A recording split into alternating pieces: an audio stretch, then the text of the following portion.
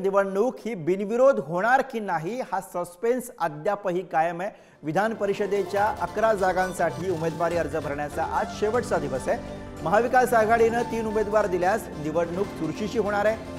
मवियामध्ये काँग्रेसकडून प्रज्ञा सातव आणि शेकापचे जयंत पाटील यांची उमेदवारी जाहीर करण्यात आलेली आहे। ठाकरेंची शिवसेना तिसरा उमेदवार देण्याच्या तयारीत असल्याचे कळतंय। ठाकरेंच्या शिवसेनेकडून मिलिंद नार्वेकरांचं नाव सध्या चर्चेत आहे। ठाकरेंच्या सेनेकडून मिलिंद नार्वेकरांना उमेदवारी मिळण्याची चर्चा जोरदार सुरू आहे। महायुतीकडून भाजपचे 5, अजित पवारांच्या राष्ट्रवादीचे 2 आणि शिंदेंच्या शिवसेनेचे 2 उमेदवार हे निवडणुकीच्या रिंगणामध्ये आहेत।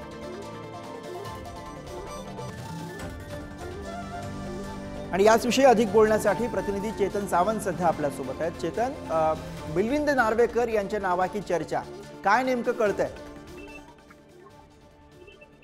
गुरु विधान परिषदेची 12 जुलैला होणारी निवडणूक ही खरं तर बिनविरोध होणार। बरोबर, ही निवडणूक होणार हे पाहणं महत्त्वाचं असणार आहे।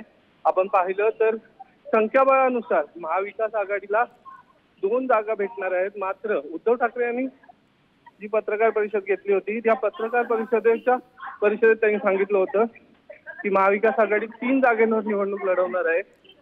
एकंदरीत त्यांच्या या वक्तव्यानंतर विधान परिषदेच्या निवडणुकीची चुरस वाढलेली आपल्याला पाहायला मिळाली आणि आता ठाकरेंच्या सेनेकडून तिसरं नाव मिलिंद नार्वेकर यांचं घेतलं जातं। या नावाची चर्चा सुरू आहे। मात्र अद्याप अधिकृत अशी कोणती माहिती आपल्यापर्यंत आलेली नाहीये।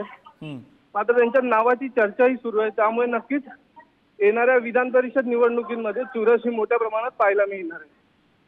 बरोबर, त्यामुळे विधान परिषद निवडणुकीबाबतचा सस्पेन्स अद्यापही कायम आहे आणि त्यामध्ये मिलिंद नार्वेकर यांच्या नावाची जोरदार चर्चा। धन्यवाद चेतन या सगळ्या सविस्तर माहितीसाठी।